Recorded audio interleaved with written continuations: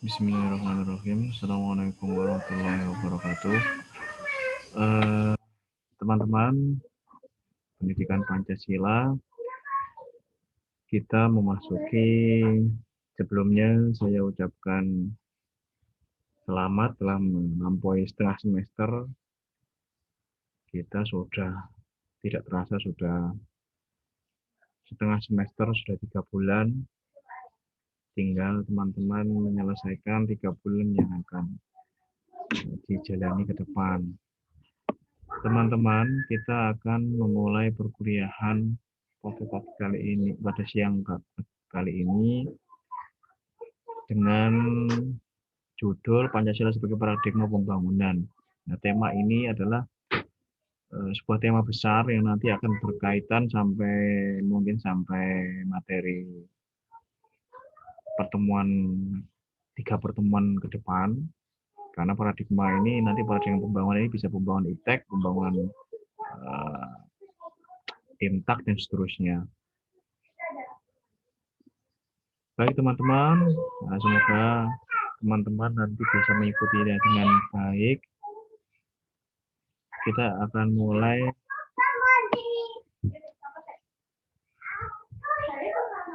Pancasila sebagai paradigma pembangunan. Kita bisa lihat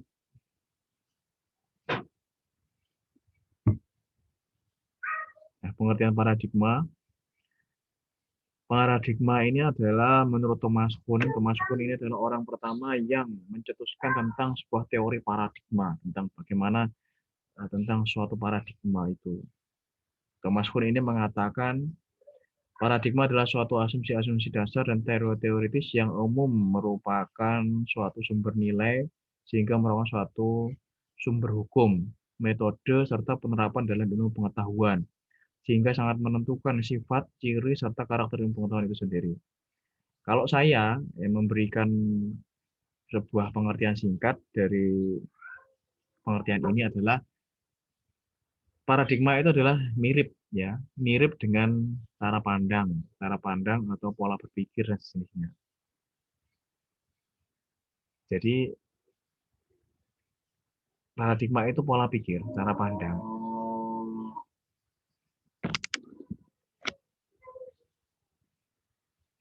Pola berpikir, cara pandang, atau cara pandang, pola berpikir, cara berpikir ya. Sama saja. Paradigma. Nanti jika teman-teman menjadi seorang akademisi atau praktisi akan sering menemui kata-kata ini.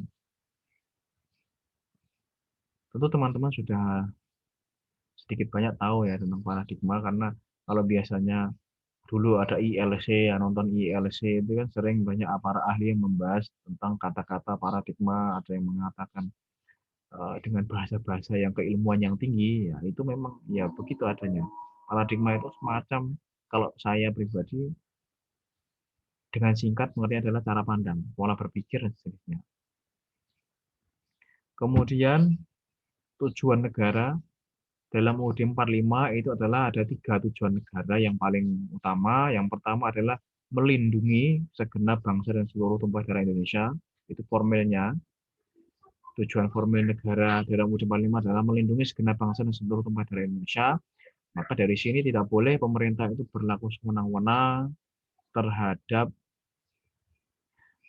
masyarakatnya atau rakyatnya dengan alasan apapun.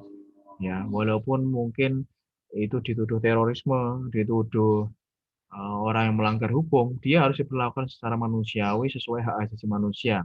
Tidak boleh dia seenak-enaknya dilakukan persekusi. Persekusi itu bisa dengan masyarakat melakukan agent rafting, bisa juga para aparat itu melakukan persekusi dengan cara dia ditembak di tempat tanpa ada perintah. Ya, itu urusan dengan nyawa tidak bisa seperti itu, apapun alasannya. Karena memang para aparat itu sudah dibekali dengan keilmuan, ilmu dalam arti ilmu untuk menaklukkan bagaimana penjahat itu bisa ditaklukkan dengan mungkin tangan kosong atau dengan bagaimana caranya lah dengan persenjataan yang ditembak di bagian tertentu yang tidak menyakiti sehingga dia bisa dilumpuhkan. Karena setiap kejahatan itu harus diadili.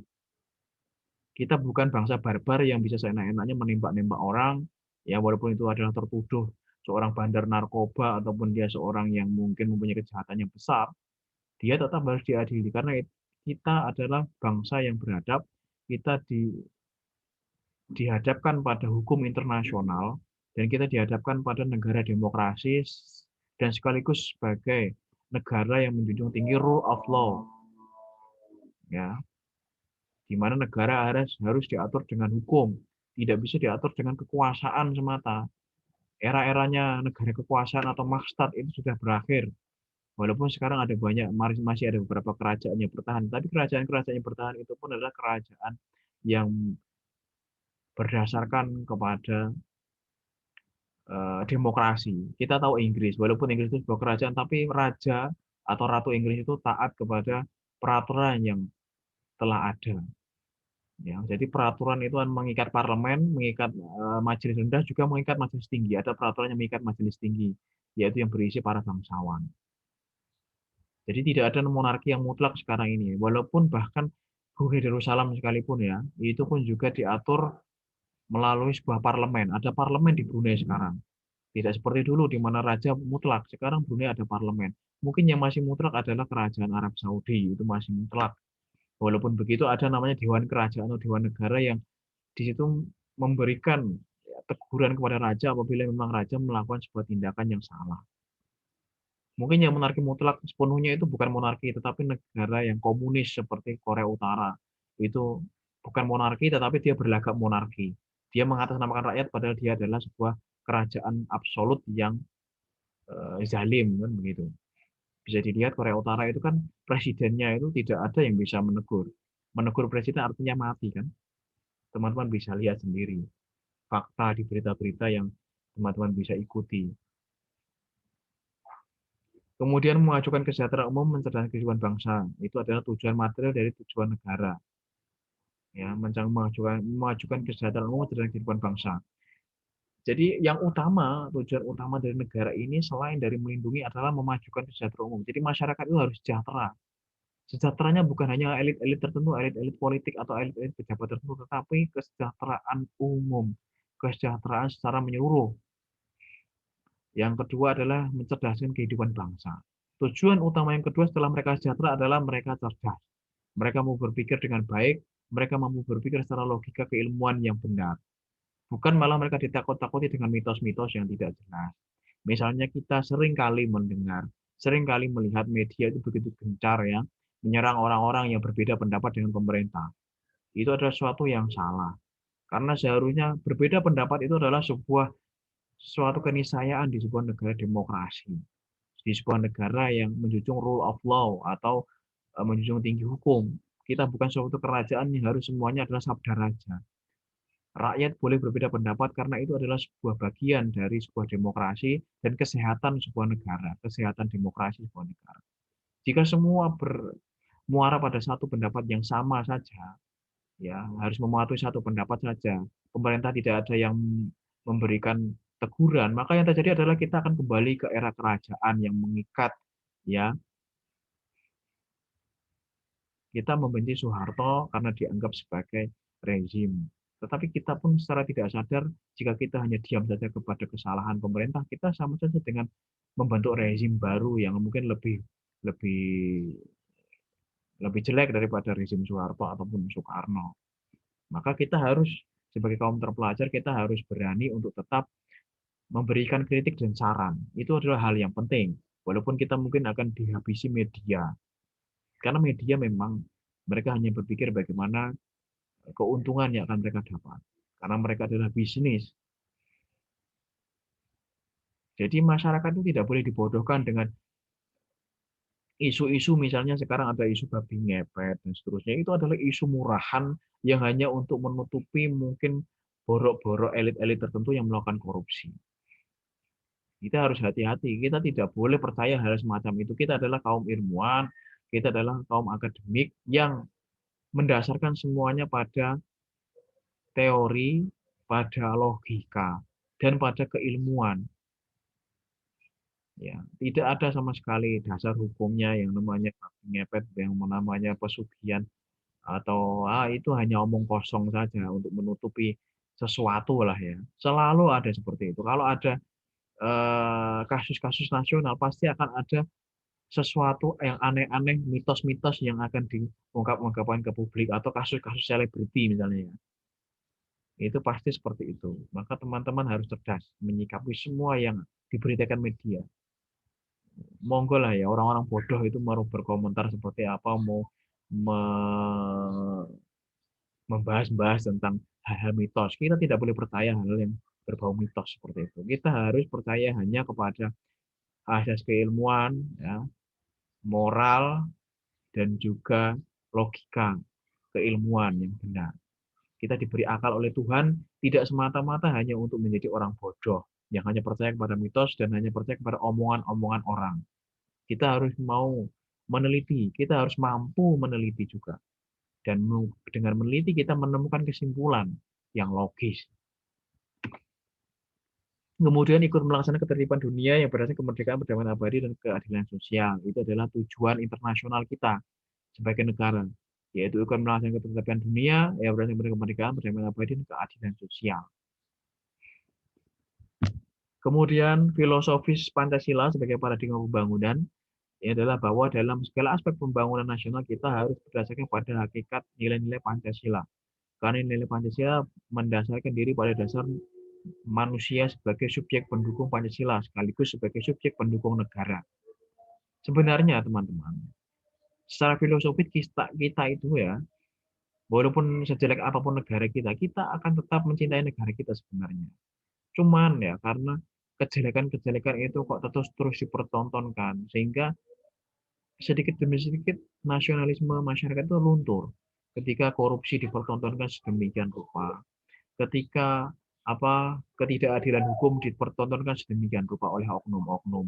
Itu membuat masyarakat tergerus nasionalismenya. Walaupun secara nurani mereka tetap menjadi pendukung negara, tetap menjadi pendukung Pancasila. Karena walaupun mereka benci kepada negaranya, ketika mereka misalnya ada tim sepak bola mereka berlaga di kancah internasional misalnya, mereka tetap bangga mendukung itu. Mereka tidak mengikutkan politik negaranya yang kacau. Mereka tiba-tiba di situ terpupuk rasa bangganya. Oh, ini tim sepak bola Indonesia gitu ya. Anda akan ikut-ikutan membeli tiket, nonton bahkan di tempat yang jauh sekalipun. Walaupun di hari sebelumnya Anda merasa kesal dengan pemerintah, bahkan mungkin Anda merobek-robek gambar presiden, gambar wapres mungkin ya karena saking kesalnya mungkin begitu. Tapi di hari berikutnya ketika tim Indonesia lolos, Anda akan begitu bangga membanggakan negara. Ya itulah sebenarnya secara filosofis sebenci-bencinya kita, sebenci-bencinya kaum milenial atau kaum Z, ya, kaum X dan seterusnya itu kepada negara, mereka sebenarnya dalam hatinya secara filosofis mereka akan tetap menjadi pendukung negara, mereka akan tetap menjadi pendukung Pancasila, tetapi hanya karena hal-hal yang mungkin dari sisi pemerintah sendiri, sisi oknum sendiri yang mungkin membuat nasionalisme tergerus karena tingginya kasus korupsi, tingginya ketidakadilan yang kemudian dipertontonkan di media, sehingga akhirnya terjadi seperti itu. Ya, maka ini tugas pemerintah yang harus memupuk ini kembali. Dengan cara apa? Dengan cara menegakkan hukum secara tanpa pandang bulu. Equality before the law. Tegakkan hukum ya dengan setara kepada semua pihak. Jangan melihat ya dalam istilah Jawa itu bancindim, banciladan. Di mana yang kalau bangsawan, orang-orang tertentu tetap pandang yang berurusan dengan hukum, dia diperingat. Tetapi kalau orang-orang kecil, orang yang tidak punya akses kekuasaan, dia kalau terlibat hukum, dia dihukum dengan seberat-beratnya. Nah, itu tidak equality before the law, tidak adil namanya. Maka hukum harus ditegakkan dengan adil, dengan setara kepada semua orang, agar apa? Nasionalisme masyarakat tumbuh kembali dengan baik. Itu tugas negara. Kemudian Pancasila sebagai paradigma pengembangan iptek, ya. Ini kita masuk sebenarnya ini semacam bab baru ya. Jadi Pancasila sebagai paradigma pengembangan iptek ini adalah ilmu pengetahuan teknologi atau iptek pada hakikatnya merupakan suatu hasil kreativitas rohani manusia. Unsur rohani atau jiwa manusia meliputi aspek akal, rasa, dan kehendak. Akal merupakan potensi rohani manusia dalam hubungannya dengan intelektualitas, rasa dalam bidang estetis, dan kehendak dalam bidang moral, etika. Nah, teman-teman dari sini kita bisa melihat bahwa dalam mengembangkan iptek, dalam membangun iptek atau ilmu pengetahuan dan teknologi, kita harus ya mengedepankan yang namanya aspek-aspek rohani manusia. Jangan sampai kita mengembangkan teknologi yang justru akan membuat manusia itu saling menjadi saling bermusuhan satu sama lain, menjadi saling curiga, saling tidak menghormati. Contoh teknologi yang merusak seperti sekarang ini adalah media sosial. Media sosial kan ya. Orang Jawa itu adalah tipe orang yang tidak suka curhat secara panjang lebar sebenarnya. Mereka hanya suka curhat sesekali kalau ada ketemu temannya saja. Tetapi dengan adanya sosial media, mereka menjadi gemar sekali mengumbar apapun yang mereka rasakan tanpa ada namanya filter, sehingga yang terjadi mereka menjadi saling bermusuhan satu sama lain karena mereka tiba-tiba saja bisa ngomong menyindir temannya membaca tidak terima, kemudian saling hujat-menghujat di medsos atau mungkin saling melaporkan di polisi dan akhirnya terjadi kerenggangan hubungan sosial antar sesama. Itu teknologi yang tidak didasari dengan kreativitas rohani manusia, unsur rohani kejiwaan. Maka buatlah teknologi yang bisa mempertahankan aspek rohani, kejiwaan, rasa sosial di antara masyarakat, yang menimbulkan rasa respek di antara mereka.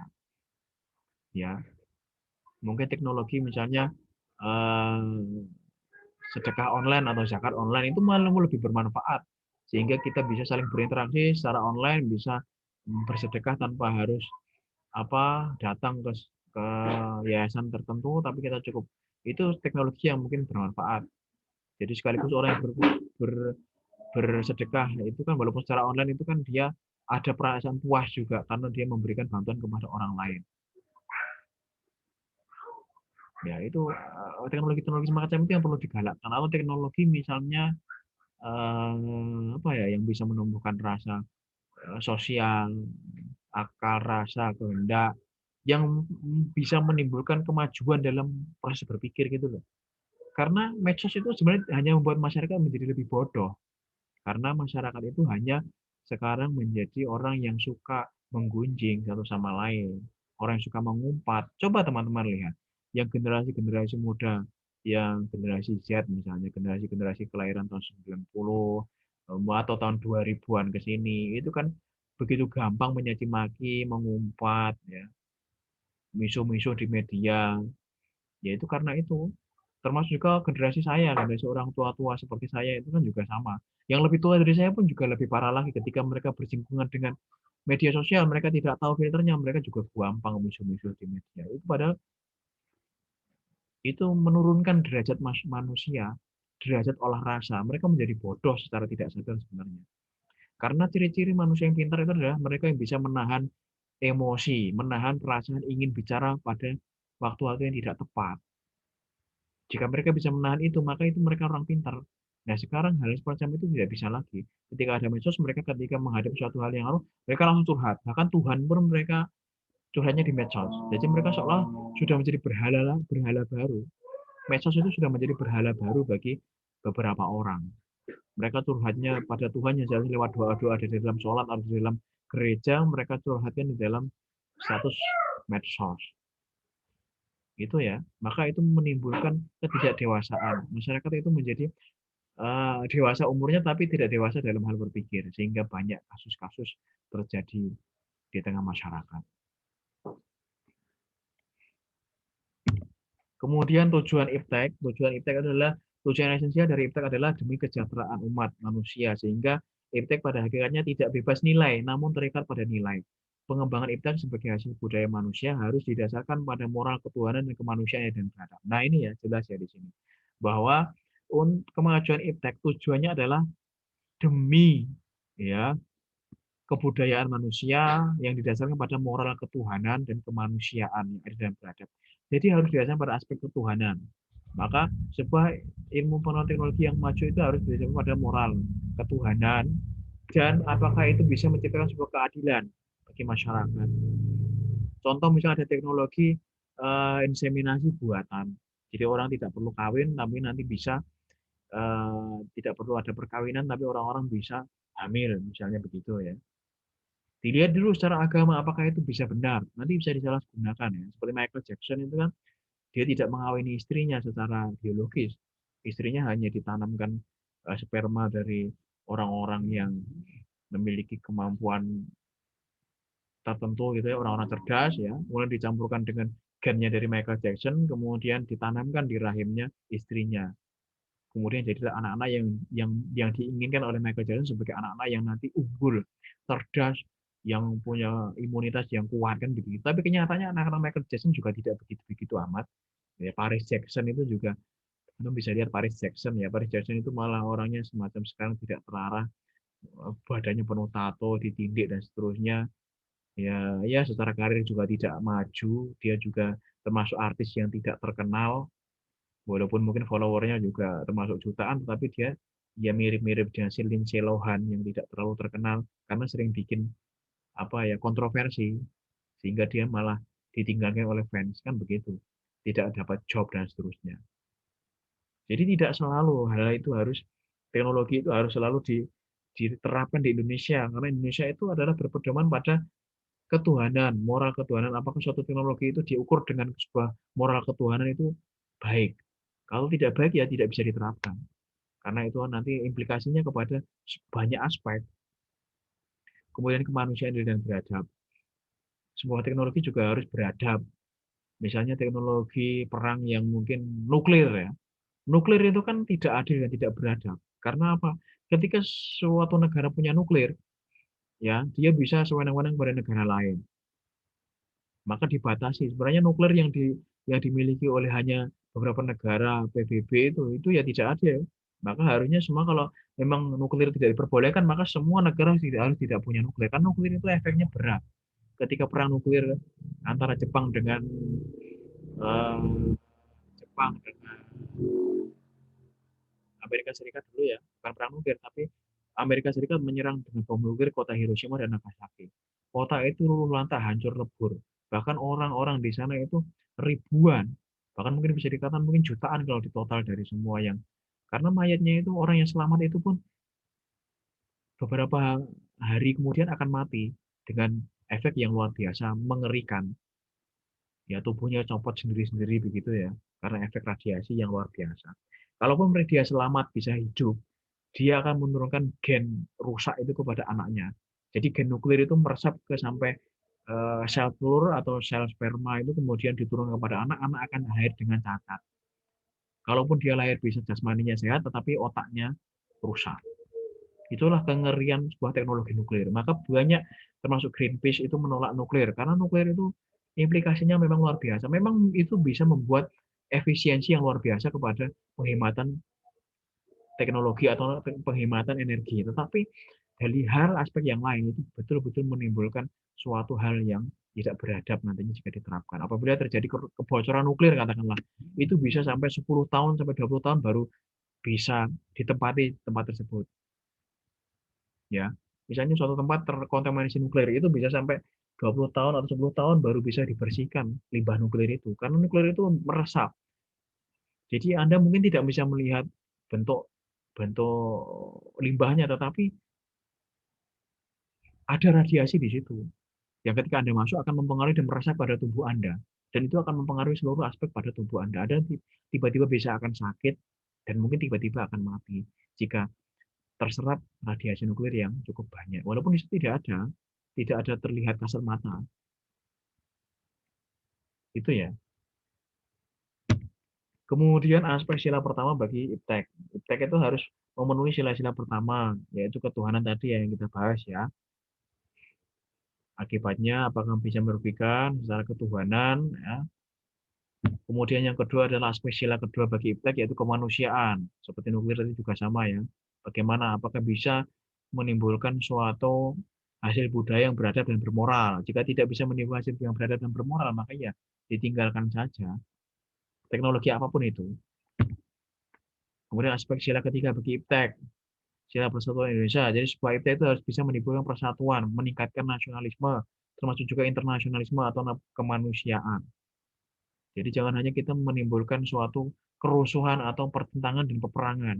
Jika iptek itu hanya akan menimbulkan pertentangan dan permusuhan peperangan, maka ya itu bukan suatu iptek yang baik. Tidak perlu dikembang-kembangkan lagi. Kemudian aspek sila keempat bagi iptek, ya. Skra itu dipilih himmat dan berjalan dalam pengusaha perwakilan. Maka apakah suatu teknologi itu bisa diterapkan dengan cara dengan menghormati kebebasan orang lain, ya, jika memang terbuka, kemudian apa dengan kebijaksanaan, ya, termasuk nuklir tadi pemanfaat nuklir. Nuklir cuma dengan bijaksana, boleh-boleh saja dengan manfaat nuklir, tetapi harus dengan hal yang terbatas. Jangan dibuat untuk hal yang senjata misalnya ya, atau mungkin untuk perang, untuk membangkit tenaga listrik mungkin ya masih masih masih oke lah ya, tetapi harus hati-hati betul. Karena sekali itu bocor reaktor itu akan mencemari seluruh lingkungan dengan jarak puluhan kilometer. Mungkin bisa satu kecamatan ditutup karena kebocoran suatu reaktor nuklir.